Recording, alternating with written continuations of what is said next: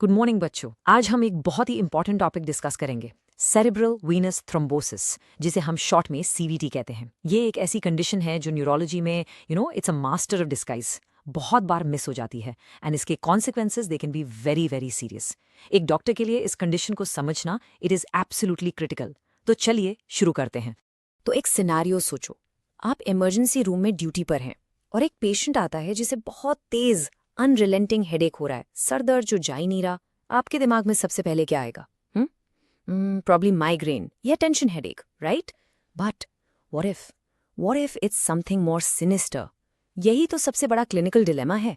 How do you as a doctor differentiate a simple headache from a neurological emergency जैसे कि CVT? इसको the great neurological mimic क्यों कहते हैं? Basically ये एक बहरूपिया है। इसके साइंस एंड सिम्टम्स इतने वेरिएड होते हैं कि ये किसी भी दूसरी न्यूरोलॉजिकल कंडीशन की तरह प्रेजेंट कर सकता है, और इसकी वजह से एक बहुत सीरियस प्रॉब्लम होती है, डायग्नोसिस में डिले। स्टडीज ने दिखाया है कि सिम्टम्स शुरू होने से लेकर फाइनल डायग्नोसिस तक ऑन एवरेज 7 दिन का डिले होता है। और बेटा, न्यूरोलॉजी में 7 दिन का delay, it's like an eternity. It can be extremely dangerous. अब जरा इन नंबर्स पे नजर डालो। देखो, हेडेक तो ऑलमोस्ट यूनिवर्सल है, मोर देन 95% पेशेंट्स में मिलेगा।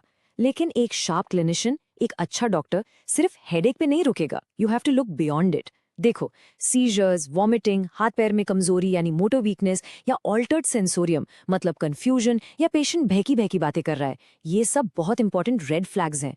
तो जब भी कोई पेशेंट तेज हेडेक के साथ आए, हमेशा इन एसोसिएटेड सिम्टम्स के बारे में पूछना। These are your crucial clues. तो चलिए अब इसके कोर मैकेनिज्म को समझते हैं। आखिर ये होता कैसे है? पैथोफिजियोलॉजी क्या है?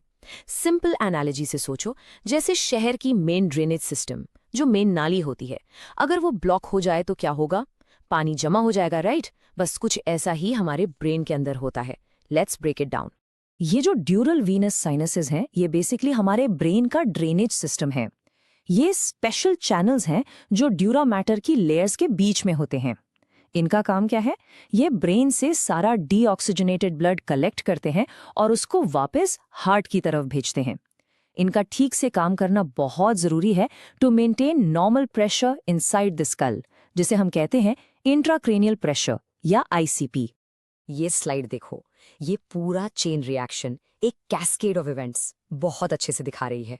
स्टेप 1, एक थ्रोम्बस यानी ब्लड क्लॉट बनता है और इन वीनस साइनसेस में से एक को ब्लॉक कर देता है। स्टेप 2, ब्लड का आउटफ्लो, उसका बाहर निकलने का रास्ता रुक जाता है, ऑब्स्ट्रक्शन हो जाती है। बिल्कुल उसी नाली की तरह ब्लड वापस जमा होने लगता है, इट बैक्स अप। स्टेप 3, इसकी वजह से ब्रेन के अंदर का प्रेशर यानी इंट्राक्रेनियल प्रेशर बढ़ने लगता है। और स्टेप 4, जब प्रेशर बढ़ता है तो ब्रेन टिश्यू में स्वेलिंग आ जाती है। इसे हम कहते हैं वैजोजेनिक एडिमा, और अगर ये चलता रहा तो it can lead to venous stroke और इवन ब्रेन हेमरेज। देखा, एक छोटा सा ब्लॉक कितना डेंजरस कैस्केड शुरू कर सकता है। चलो अब आते हैं इसकी डायग्नोसिस पर। और यहीं पर अक्सर गलती होती है। एक डायग्नोस्टिक डेड एंड आ जाता है, जहां एक जूनियर डॉक्टर को लग सकता है कि सब ठीक है, but actually they are facing the biggest pitfall. तो अब में स्टैंडर्ड प्रोटोकॉल क्या है? जब कोई पेशेंट सिवियर हेडेक या न्यूरोलॉजिकल सिम्टम्स के साथ आता है, तो सबसे पहला इन्वेस्टिगेशन हम क्या करते हैं? एक non contrast CT scan of the head, NCT. इसका मेन मकसद होता है to rule out a major bleed, जैसे कि सबरैक्नॉइड हेमरेज। ये बिल्कुल स्टैंडर्ड प्रोसीजर है and it is the correct first step. इसमें कोई गलती नहीं है। लेकिन सबसे बड़ा ट्रैप यही है बच्चों।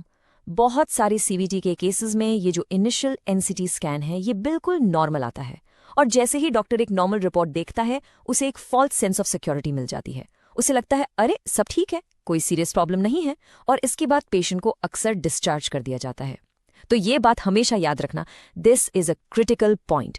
A normal NCT scan does not, I repeat, does not rule out CVT. तो अब सवाल उठता है, एनसीसीटी नॉर्मल है लेकिन पेशेंट का हेडेक ठीक नहीं हो रहा, अब क्या? What is the next step? क्या हम पेशेंट को घर भेज दें या हम कोई और क्लू ढूंढें? It's time to put on your detective hat. और यहीं पे हमारी क्लिनिकल डिटेक्टिव स्टोरी का हीरो एंटर करता है, डी डाइमर टेस्ट।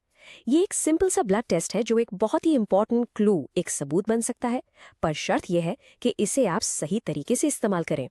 इस नंबर को गौर से देखो, 99.8%। 99.8। ये कोई छोटा नंबर नहीं है। ये क्या है? ये है नेगेटिव प्रिडिक्टिव वैल्यू, एक नॉर्मल डी डाइमर टेस्ट का CVT के लिए। लेकिन, और ये लेकिन बहुत इंपॉर्टेंट है, ये सिर्फ एक स्पेसिफिक ग्रुप ऑफ पेशेंट्स में ही वैलिड है। ये एक बहुत ही पावरफुल स्टैटिस्टिक है। तो नेगेटिव प्रिडिक्टिव वैल्यू का मतलब क्या है?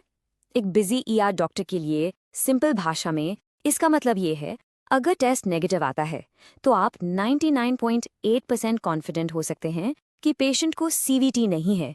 It helps you rule out the disease with a very very high degree of certainty. लेकिन, और ये सबसे इंपॉर्टेंट लेकिन है, डी डाइमर सिर्फ तभी इतना पावरफुल है जब इसे सही पेशेंट पर यूज किया जाए। तो ये लो रिस्क पेशेंट कौन है?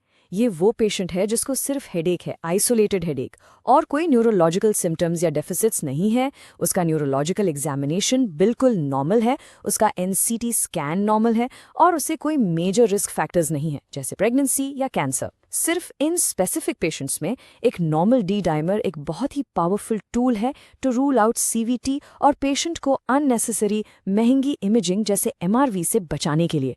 समझ गए?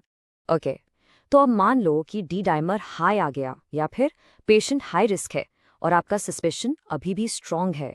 तो अब वक्त आ गया है टू अनमास्क द कल्प्रिट।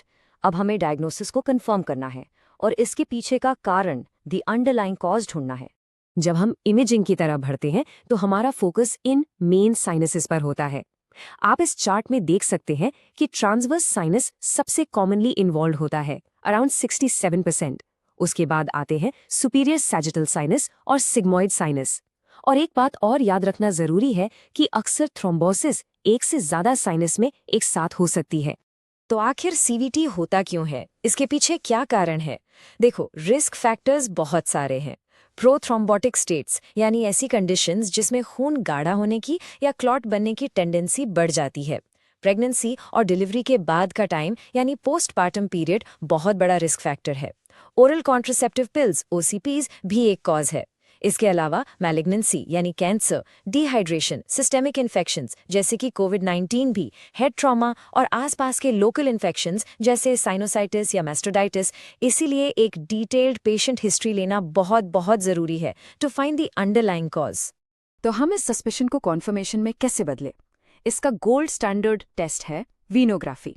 ये दो तरह की हो सकती है, CT वीनोग्राफी यानी CTV और MR वीनोग्राफी यानी MRV। इमरजेंसी सेटिंग में CTV अक्सर फास्टर और मोर इजीली अवेलेबल होती है। MRV का एडवांटेज है कि इसमें रेडिएशन नहीं होता और डिटेल बेहतर मिलती है। दोनों ही टेस्ट एक्सीलेंट है और इनमें आपको क्लॉट यानी थ्रोम्बस साइनस के अंदर साफ साफ दिख जाता है। डायग्नोसिस कंफर्म हो जाती है। एक बार डायग्नोसिस कंफर्म हो गई तो ट्रीटमेंट फौरन शुरू करना है। The mainstay of treatment is anticoagulation, मतलब ब्लड थिनर्स जैसे कि हेपारिन। इसका गोल क्या है? इसका गोल है कि क्लॉट को और बड़ा होने से रोका जाए और बॉडी के अपने सिस्टम्स को टाइम मिले उसे डिसॉल्व करने का। एक कॉमन कंफ्यूजन रहता है, अगर ब्रेन में थोड़ा हेमरेज भी है तो क्या एंटीकोआगुलेंट्स दे सकते हैं? तो बच्चों, in most cases of CVT the answer is yes, क्योंकि वो हेमरेज उसी हाई वीनस प्रेशर की वजह से हुआ है। अंडरलाइंग कॉज यानी क्लॉट को ट्रीट करना प्रायोरिटी है। So anticoagulation is the standard of care. चलिए, अब हम आते हैं सबसे आखिरी और सबसे इम्पोर्टेंट हिस्से पर। इस पूरी क्लास से आपके लिए क्लिनिकल टेक अवे क्या है? वो कौन सी बातें हैं जो आपको अपनी प्रैक्टिस में अप्लाई करनी है? Let's summarise. अगर इस पूरे लेक्चर से आपको सिर्फ एक चीज याद रखनी है तो वो ये है, the most critical step in diagnosing CVT is to maintain a high index of suspicion. इसके बारे में सोचना बस। हर एटिपिकल हेडेक में, हर अनएक्सप्लेन्ड सीजर में अपने आप से पूछना, Could this be CVT? क्योंकि जैसा हम हमेशा कहते हैं, टाइम इज ब्रेन। जितनी जल्दी डायग्नोसिस उतना अच्छा आउटकम। तो अगली बार जब आप ड्यूटी पर होंगे और एक यंग पेशेंट आपके पास आता है, एक एटिपिकल, अजीब से परसिस्टेंट हेडेक के साथ जो ठीक ही नहीं हो रहा, तो क्या आप उसे सिर्फ एक पेन किलर देकर घर भेज देंगे? या आप 1 मिनट रुकेंगे, सोचेंगे और अपने आप से वो जरूरी सवाल पूछेंगे, Could this be CVT? ये मेंटल